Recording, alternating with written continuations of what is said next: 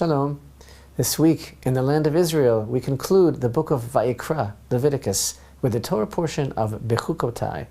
The word Bechukotai is translated as my decrees, the opening verse declaring, if you will go in the way of my decrees and observe my commandments and perform them, I will provide your rains in their time, and the land will give its produce, and the trees of the field will give their fruit. Your threshing will last until the vintage, and the vintage will last until the sowing. You will eat your food to satiety, and you will dwell securely in your land. Our sages famously relate to the wording of this opening verse, and they pose a question. What does the expression, my decrees, refer to? It can't be a reference to Israel's keeping the commandments, since the verse states, if you will follow my decrees and observe my commandments. This indicates that the decrees and the commandments are two separate things. A strong tradition relates that going in the way of my decrees is a divine call for Israel to be immersed in and occupied with the study of Torah. That's what it means to go in the way of my decrees. For indeed, only a proper understanding of Hashem's will and desire for man, only a proper understanding of the goal of creation as expressed by Torah, can give a man clear direction and understanding of his purpose on earth. All misunderstandings, all misperceptions, all stem from a lack of this understanding. Our portion opens with 13 sublime verses of blessing, which, God promises, will be the result of living in accordance with His covenant. These concise verses, very economical in words, express the fulfillment of every possible need and desire for an idyllic human life experience: livelihood, abundance, peace, security, and spiritual fulfillment. The pithiness of the wording of these beautiful blessings is indeed an example of less being more. And these blessings promised to Israel are so beautiful, so succinct, so precise, and yet so completely comprehensive. We read, if you go in the way of my decrees and observe my commandments and perform them, I will give you rains in their time, the land will yield its produce, and the tree of the field will give forth its fruit. Your threshing will last until the vintage, and the vintage will last until the sowing. You will eat your food to satiety, and you will live in security in your land. And I will grant peace in the land, and you will lie down with no one to frighten you. I will remove wild beasts from the land, and no army will pass through your land. You will pursue your enemies, and they will fall by the sword before you. 5 of you will pursue 100, and 100 of you will pursue 10,000, and your enemies will fall by the sword before you. I will turn towards you, and I will make you fruitful and increase you, and I will set up my covenant with you. You will eat very old produce, and you will clear out the old from before the new. And I will place my dwelling in your midst, and my spirit will not reject you. I will walk among you and be your God, and you will be my people. I am Hashem your God, who took you out of the land of Egypt from being slaves to them, and I broke the pegs of your yoke and led you upright. These verses actually express everything there is to hope for, a vision of a perfect future that includes health, prosperity, peace, happiness, victory, spiritual fulfillment and purpose, self-worth, and clarity of purpose, all guaranteed from heaven. But the very name of this parsha, Bechukotai, also brings us the chills. These 13 verses of blessing are followed by 29 verses of what's called the tochacha, meaning the admonition. Some people refer to them as curses. These verses are so difficult to hear that it's customary for the reader, reading publicly in the synagogue from the Torah scroll, to intone these verses quietly in a hushed undertone. If you consider my decrees loathsome, the verses of the admonition begin, and if your being rejects my ordinances so as not to perform all my commandments, so that you annul my covenant, then, the Torah states, I will do the same to you. And the Torah proceeds to outline 5 cycles or levels of intensifying punishments that will be visited upon Israel. All told, it's more than just the opposite of the utopian promise of the blessing, and it's more than simply a dystopian vision of reality that unfolds before us. The verses of the admonition paint a picture of a living nightmare: suffering, subjugation, fear and loathing, insecurity, impotence, anxiety, desolation. These verses comprise a stark, sobering, frightening vision of what happens when Israel doesn't follow the covenant, but rejects God's Torah and His calling and her relationship with her Creator and her mandate, as opposed to the style of the verses of blessings, which spoke in general terms, sparing with details. These verses of the admonition go into great detail, describing cycles, series of punishments, increasing in intensity, commensurate to Israel's level of obstinacy and denial. These punishments, really better to call them consequences, for not heeding God are severe and paint a bleak and desperate picture.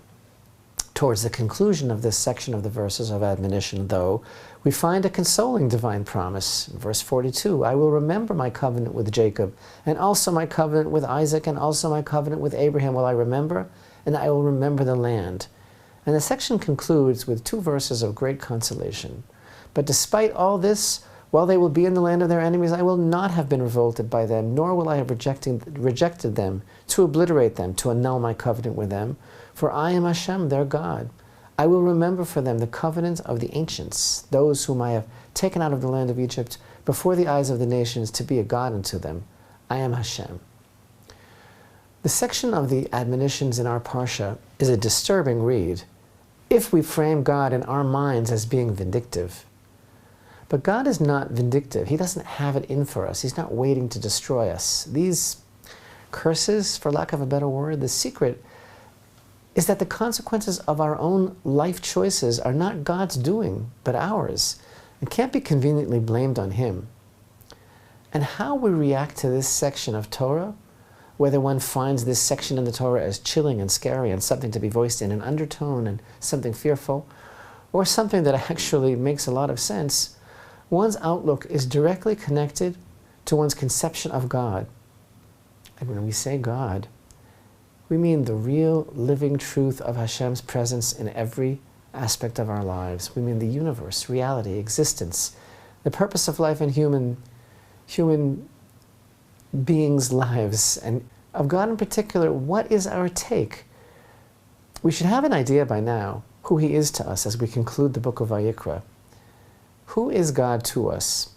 Is He malignant or fearful or a vengeful force that has us in the corner and won't take no, who'll punish us for disobeying His word? Is He out to get us? Or is He our Creator, our Father, our King, who loves us as His children, even if children can be wayward? Or is God simply my errand boy? Is He my insurance policy, just in case He really exists, my failsafe or my default? Is my whole need for a God in heaven just simply like, please God, just take care of me and mine, and what can you do for me? Or is this about a real relationship, and our taking an active role in the world and accepting our responsibility towards all creation? And what was Vayikra all about? And why is this Parsha to be found here at the conclusion of this book, capping it all off, as it were? If you've been with us throughout our study of these Torah portions, of the book of Leviticus, then you understand that this book is God's perception of reality. And it's like the rope that He throws down to us to grab on and realize that there is much more to life than meets the eye. Seeing life as what meets the eye and thinking that that's the truth is the biggest problem. In the past 2 Torah portions of Emor and Bahar, we've seen clear examples of how the dimensions of space and time and life all intersect. For example, the juxtaposition of the laws of the Kohanim and exposure to the falsehood of death, and the cycle of the sacred seasons of Hashem, the ever-shining light of the menorah, and the ever-fresh and hot bread of the showbread, and the sabbatical and jubilee years, and the concept of Shabbat and the temple, one in time and one in space, how the temple brings to the dimension of space the appointed days of Hashem expressed through the dimension of time.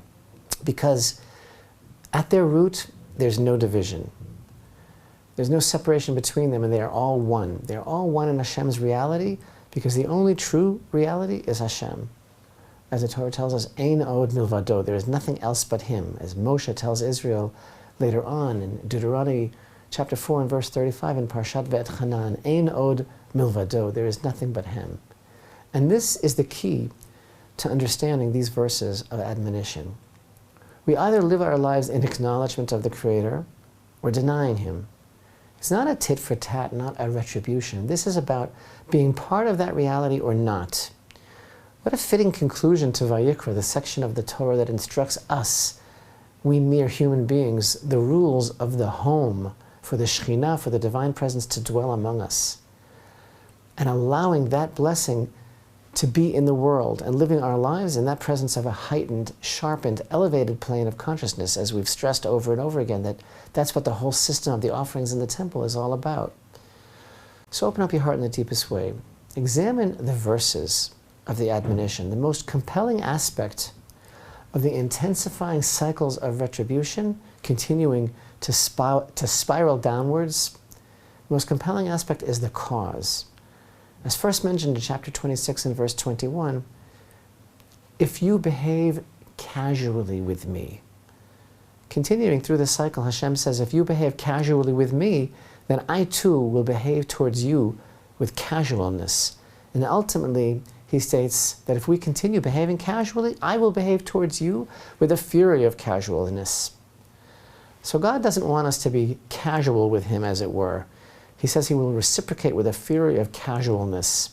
On the simplest level of understanding, this casualness, expressed by the Hebrew word keri, implies more than just a casual attitude, but rather an attitude that the universe is casual, coincidental, happenstance, meaningless. As people say, stuff happens. So in these verses, Hashem is saying, okay, if you think that none of it makes sense, and it just happens, stuff happens, and it happens with a fury. So this Hebrew word keri, which we can translate as casual or happenstance, is the key to understanding why this happens. But open up your heart in the deepest way. First of all, until now I've been translating the Hebrew word keri as casual, in keeping with the most common translation. But the great Rabbi Samson Raphael Hirsch translates this not as if you behave casually to me, but if you are indifferent to me. So all these consequences come about as a result of being indifferent to God. The great Rabbi Aryeh Kaplan, who passed away at the young age of 48 in 1983, was a pioneer of Torah education in America. He was also a brilliant physicist. He was an incredibly original thinker and one of the greatest and most influential writers and expositors of Torah in English of all time. Rabbi Aryeh Kaplan produced a work called The Living Torah, translation of the Chumash, the Torah portions, which is not literal, not word for word, but rather based on the insight of the great sages. In Rabbi Kaplan's commentary, he presents a number of alternative translations for this Hebrew phrase, based on the insights of various sages, such as, if you make me a temporary concern, if you harden yourselves against me, if you become overconfident in your dealings with me, if you make it a burden to walk with me, and if you treat my acts as accident. Rabbi Kaplan illustrates that the word keri can denote triviality, harshness, refusal, overconfidence, rebellion, a burden, or a natural accident. The Torah, as embodied by the book of Vayikra, is offering us freedom. There are only two possible directions that we can take. The route of casuality, of temporary concern, of overconfidence, of indifference, which is predicated on denial, or the route of acknowledgement of the Creator, in which case there's none other. There's nothing else besides Him. So do we acknowledge and recognize, admit and internalize that there is a Creator and nothing is haphazard, nothing is keri, nothing is casual, and therefore such acknowledgement will reflect in our behavior because we'll realize that there's nothing else but Hashem and we're part of Him, and we either elevate or bring down all of creation with everything we do? Or are we in total denial of the Creator, indifferent even? Do we find His moral code loathsome, which attitude in turn allows us to be whatever we want to be because nothing is purposeful, everything is a fury of casuality? This parsha teaches us that the recipe for fixing the world, for restoring the world, is listening to Hashem's voice and following His Torah. Blessing comes to the world as a direct result of following the statutes and observing the commandments. And it brings the entire earth to a return to its pristine state, as promised. Some people have a really hard time with God and the things that can befall a man. But the truth is, it's no use blaming Him. Everything is up to and dependent upon man. So open up your heart in the deepest way.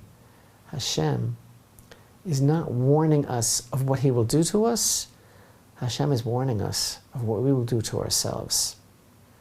And this Shabbat, when we conclude the book of Vayikra, the congregation will rise to its feet and declare as one man, as is the custom upon concluding each book of the Torah, Chazak, Chazak, v'nitchazek. Be strong, and let us be strengthened.